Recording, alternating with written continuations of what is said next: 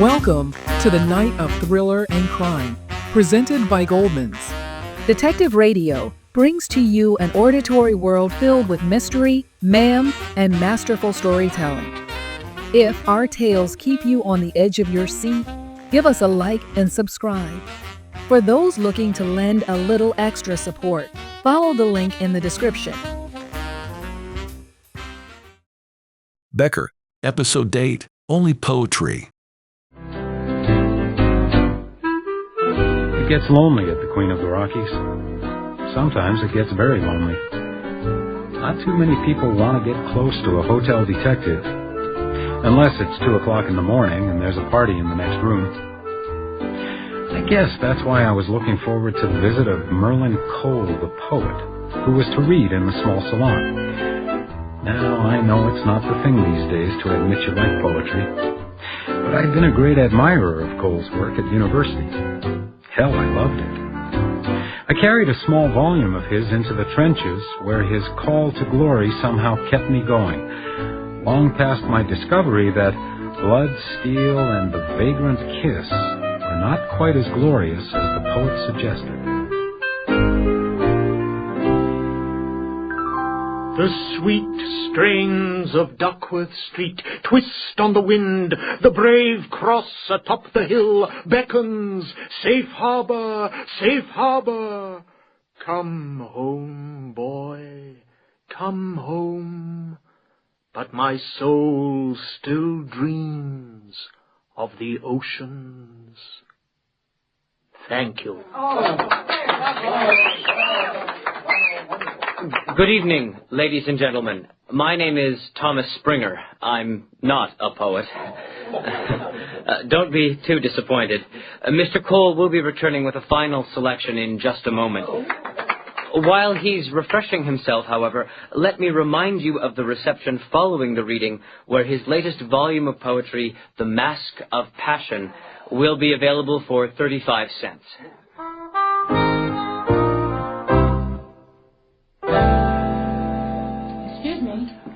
Becker. Miss? That is what they call you, isn't it? That's what they call me. Miss? Highwood. Fiona Highwood. I'm the new editor of The Messenger. Congratulations. My uncle left it to me. You'll hear that. Probably have. Why'd he go and leave a newspaper to a snippet of a girl from the East? From the East, you'll notice, even though I was born and raised here. What you haven't heard yet is that I'm a very good editor. But you will. I'll look forward to it. You're very polite. Toronto? Is it that obvious? I've spent the last 5 years in Toronto. Assistant copy editor at the Mail. Believe me, I jumped at the chance to come home. What do you think of the poetry? Does your manly heart stir at the wind through the rat lines? Or are you really here to keep an eye on the silverware? A bit of both, Miss Highwood. Fiona.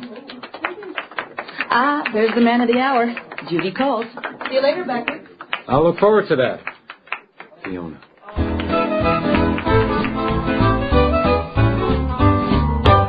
Excellent, really excellent. Thank you, sir. This is our host, Mr. Hickey, the manager of the hotel. Manager of this beautiful, magical Valhalla. A copy of the book for the manager, Tom. Here you are, sir. Thank you, son. Mr. Cole, I'm Fiona Highwood, the Cascade Messenger. Ah, the Venus of Urbino. What do you think, Hickey? I'm not sure I catch the reference. Titian, he was particularly enamored of coppery red hair. On naked women. You mustn't deny a man his dreams. That depends on the dreams. On the man, Miss Highwood, on the man. I'd have to think about that. And what about this man? Could he lure you away later on? To tea, perhaps? I was hoping for an interview. Always happy to educate the press.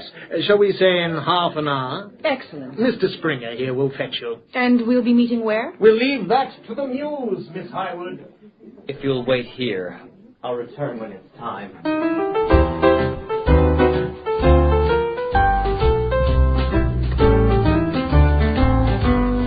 For the next half hour, the poet moved among his admirers like a king.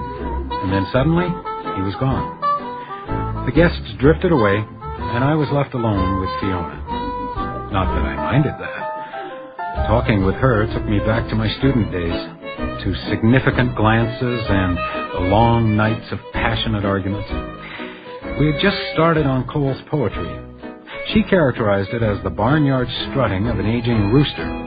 When Mr. Springer arrived to escort her to what she referred to as her audience with the poet. Half an hour later, I was loitering in the lobby. I had to see her once more before she left.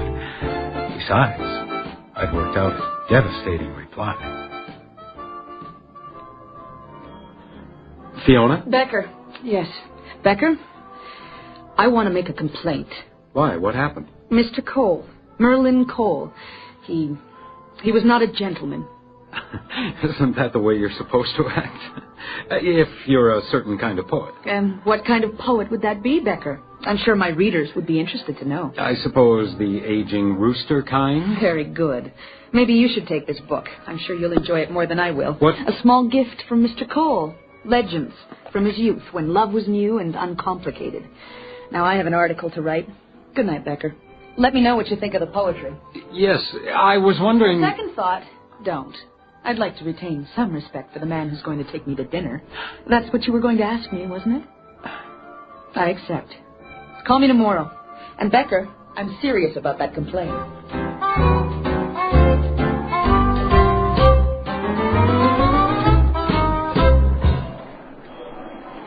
Becker! Becker!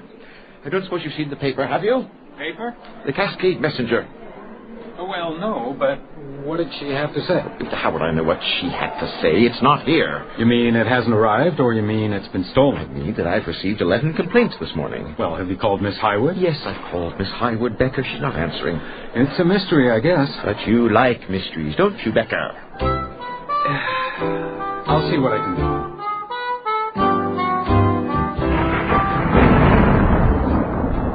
It's a fair hike down the side of the mountain to Cascade, the bustling little town that's grown up around the railway station. During the season, it provides a homey alternative to the grandeur of the hotel. For the last few days, however, it had been lashed by rain, so that when I arrived, the streets were deserted. There was nobody around to watch me banging on the locked door of the messenger office, nor to see me slip uninvited into the open door of Fiona's apartment above. Hello? Hello? Fiona? Miss Highwood? It's Becker. The front door was open, so I... Hello?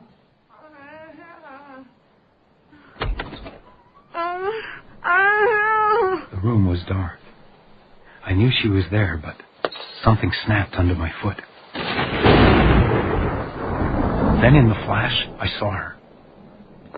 She was huddled into a corner behind a broken chair, white. Her knees were drawn up in front of her. Her ankles were tied. Her arms disappeared behind her back and must have been similarly trussed. A scarf pulled across her mouth forced her jaw apart. Her hair was chopped in chunks from her head. A few strands still clung to her naked shoulders. I picked a blanket from the floor, where it lay amidst a pile of discarded books, broken china, and torn clothes. I wrapped her carefully and carried her to the bed. I reached behind her head and began to unknot the gag. Shh, don't talk. Not yet. Becker. Becker.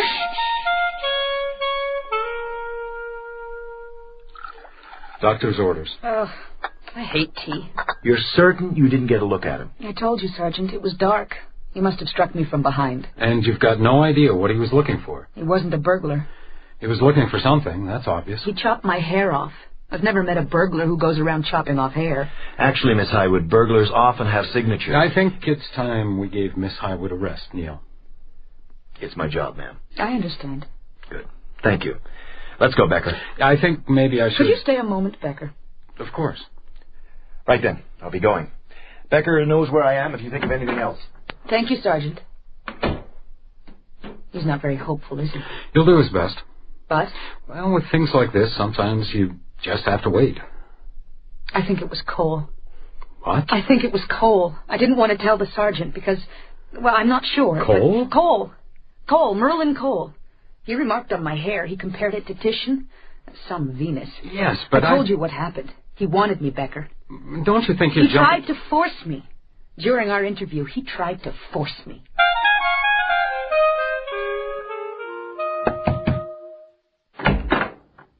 Yes? Becker, sir, the house detective? Ah, yes. I'm sorry to put you to all this trouble, Detective. Call it the vanity of an old poet, but I'm ravenous for my notices. I beg your pardon? The paper is missing. Ah, yes. The editor, Miss Highwood, was attacked last night. Oh, yes, and we can't expect to know everything, can we? I hope the young lady is not suggesting that because I can assure you that when Miss Highwood left my suite, she was completely intact. Someone knocked her unconscious, tore off her clothes, and cut off her hair. Cut off her hair? Yes. I understand you remarked on it that afternoon. Titian hair, I believe. Don't be absurd, Mr. Becker. If I were a collector of hair, there are devotees who would tear theirs out by the roots for me. I beg your pardon? My backhands. A reference to the wild women who followed the god Bacchus. My devotees. They seemed pretty tame at the reading. Just the surface, my boy. So this kind of thing happens? Not often. Not these days. But there was a young woman. What happened? I don't know, really. Just an event in a passing city. Hold on, Mr. Cole. What event? What city? A young woman, Becker, with her hair chopped off. Nothing to do with me. I didn't know her. But one shouldn't underestimate one's influence, perhaps unconsciously. Where did this happen? One of our stops. After weeks of touring, one of these cities looks quite like another. But you can tell me where you've been. Ask Tom Springer, Becker. He takes care of all the details.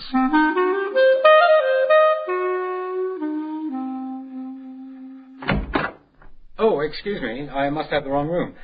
Mr. Springer. Not here. Would you like to come in and wait? Thank you. What time is it anyway? 3:00. I'm sorry if I woke you. Well, I had to get up sometime. What do you want with Tommy, Mr. Becker. I'm the house detective. Oh, has he done something wrong? I don't know. Has he? I doubt it. He's the soul of not doing anything wrong. You sound disappointed. Me? I'm a little old for him, don't you think? I wasn't thinking... Sure you were. In my experience, that's all men do think about. That and money. And poetry. Some of them call it that. I'm sorry, that's just bad temper. The truth is, Tommy bunks in with Mr. Cole, I get his room free. And you're... Laundry and ironing, the lowly, lonely retainer. For the tour? All the way from Montreal. 37 long days. I wonder, do you remember a young woman being attacked? On the tour? Not on the tour itself, but maybe somewhere you stayed, you heard about it. Her hair might have been chopped off. No. I never... Oh, that's terrible. You hesitated. Was there something that No. you... I just, That's so savage. Mr. Springer never mentioned anything like that? Tommy would think that story inappropriate for mixed company. What about Mr. Cole? Well, he'd be fascinated by the story as a story, but he wouldn't do anything like that. Another woman was attacked last night. Mr. Cole was with her earlier in the day. With her? How quaint. The situation was professional. His or hers? I'm sorry. Listen, I really don't know anything, but... Oh, it looks like you're in luck. Tommy, this is Mr. Becker. Mr. Cole said you might be looking for me. We were just... He mentioned you could provide me with an itinerary. Why are you harassing us? Excuse me? None of us, not Mr. Cole, not me, and not my mother know anything about this. Your mother? Yes, my mother. What did you think? He thinks I'm a little old for you. He what? Your mother has a sense of humor. I'm 38. I don't know what's funny about that. Shut up. I think it would be best if you address your questions to me from now on, Mr. Becker. Do I make myself clear? Perfectly. You were going to say something when we were interrupted, Mrs. Springer. That's enough. Here's your itinerary. Now get out. Ma'am? And don't bother to return it. We're taking the evening train. But I thought... The arrangements are made. You mean he's done it before?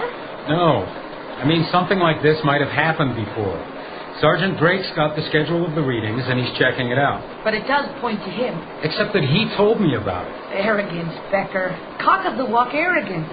That man is capable... Look, Fiona, even if the story is true, all we'll have proved is that he was in town when two separate people were attacked. So was Springer. So was Springer's mother. Do you really think that I was attacked by an elderly lady? Mrs. Springer is hardly an elderly lady. And then there's the question of what your attacker was looking for. Maybe he was just trying to make it look like a burglary to throw us off the track. No. Whoever attacked you was looking for something, and he was pretty desperate to find it. You can't tell. He tore the place apart. He made a lot of noise. He took an incredible chance of being heard. He wasn't thinking of covering his tracks. Cole is the only one with a motive. What motive? Maybe he wanted to finish what he started. I don't know. He's not acting guilty. Because he doesn't feel guilty, Becker. He probably thinks that's the way poets are supposed to act. Lots of people do. Listen, Fiona. It is possible Cole attacked you. But it's also possible he didn't. It's possible that someone's using you to cast suspicion on him. That's ridiculous. But we don't know. Until we do, we have to keep our eyes wide open. We can't become obsessed. You think I'm obsessed? It's understandable. And it's understandable that the men stick together. If Cole is guilty, we'll get him. I hope so, Becker. I really hope so. I don't know. Perhaps she was right. Perhaps I really didn't want to see it. I didn't have any real reason to believe Cole wasn't guilty, except that he'd seemed awfully relieved when he realized I wasn't investigating his earlier meeting with Fiona. As for the attack, he seemed mostly interested in the details. Well, Mrs. Springer said it was his kind of story. As I headed across town to the police station, I wondered what her story was.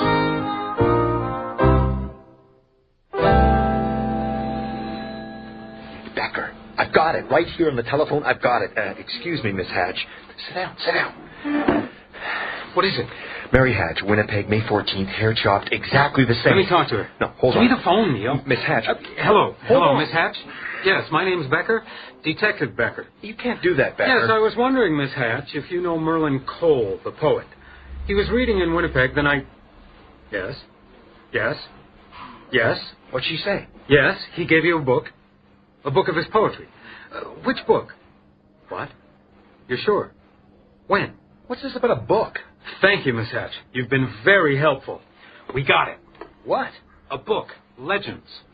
Cole gave Miss Hatch a book and she lost it. So? What if she just thinks she lost it? What if it was stolen? I don't get it. That's what he was looking for. Miss Highwood didn't say anything about a book. Because she didn't have it. So we're discussing the theft of a book she didn't have. I suppose you have some idea where this mythical book may be. Yes. She gave it to me.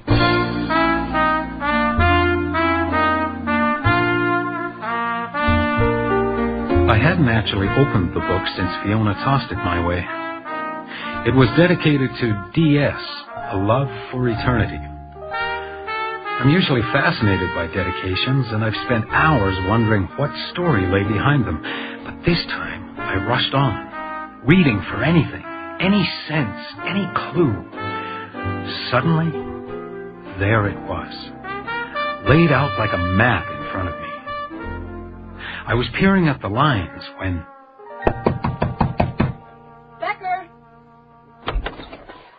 Fiona. I've got something. Oh, I'm sorry to bother you this late, but I thought it might be important. No, come in. About this afternoon, Becker.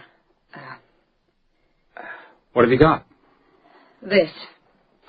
It's an engagement notice. George Springer announces the engagement of his daughter Diana Springer to Mr. Merlin Cole. Look, I know it may not be anything, but I wanted to make sure just in case... Diana Springer. D.S. Cole dedicated this book to her. What is it? Legends. The book he gave you. It's dedicated to D.S., Diana Springer. You want to bet that's Springer's mother? Then Cole could be Springer's father. That's what I thought, but I couldn't find anything about a wedding. Which would explain why he's so concerned about keeping his mother quiet. I think you better look at this. Well, this is not the time for poetry, Becker. Here. The expulsion from the temple. These lines here. And the women of the town tore from honeyed shoulders. Purple gowns swung their sewing shears. Chopped, unbraided hair. I can't. And to the chant of harlot, harlot, whore, they drove from out the temple walls those wild women of the god. Oh, God. Their instructions. For punishing harlots. That's disgusting. It's... I don't understand. It's all got to do with this book. What?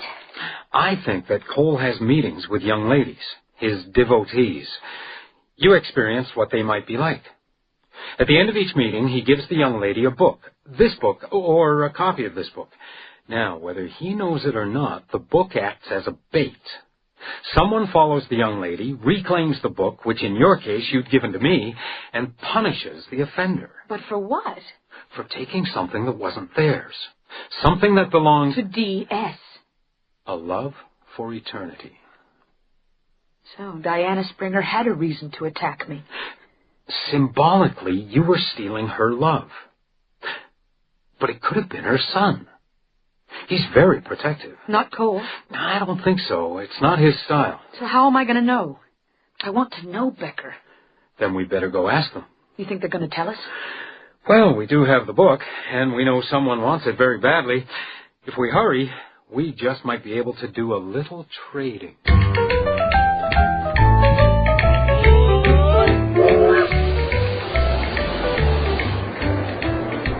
We're pushing it very close to the edge here, Becker. This train leaves in 5 minutes. Then we'd better move fast. In here, Miss Highwood.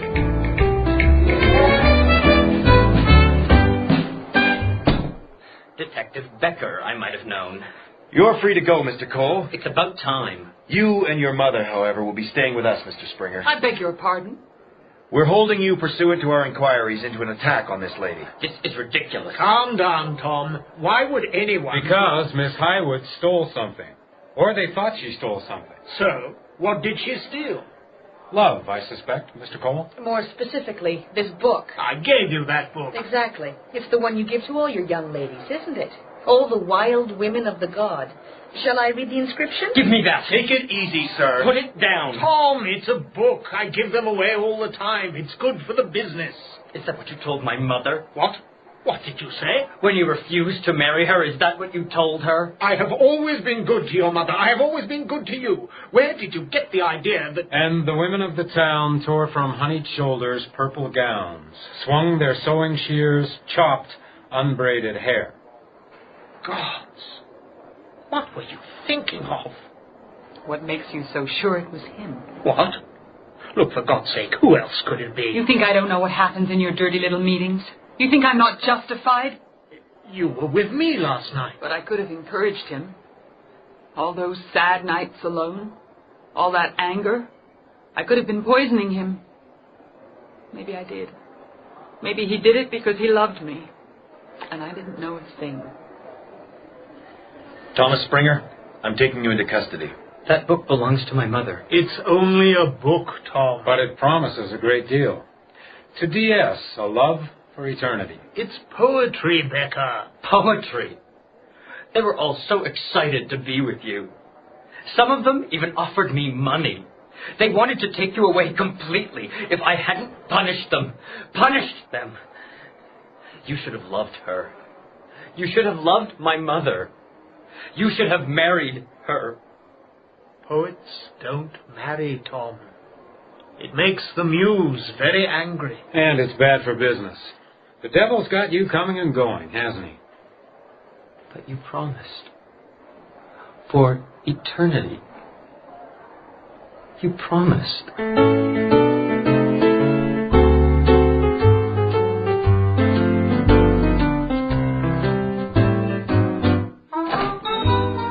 Becker, I'd almost given up on you. Sergeant Drake asked me to return this to you. It's your book. He didn't want to bring it himself? Well, I was passing by and... I see. I would have preferred flowers. Perhaps when you make good on your dinner invitation. I wasn't sure if you'd want... Yes, I would very much. And the book? You want it, you can have it. You know, Cole meant a lot to me when I was young. I love Wuthering Heights. Yes, me too. I think I'll keep the book. To remind me. Sounds sensible. What are you smiling at? Your hair's growing in. Looks good. And you were listening to Only Poetry, episode 8 of Becker, written by Martin Kilsch.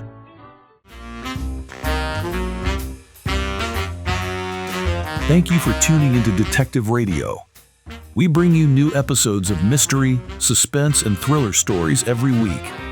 To keep getting our updates, give us a like and subscribe and hit the notification bell. For those looking to lend a little extra support, follow the link in the description. Good night, stay alert. Until the next crime.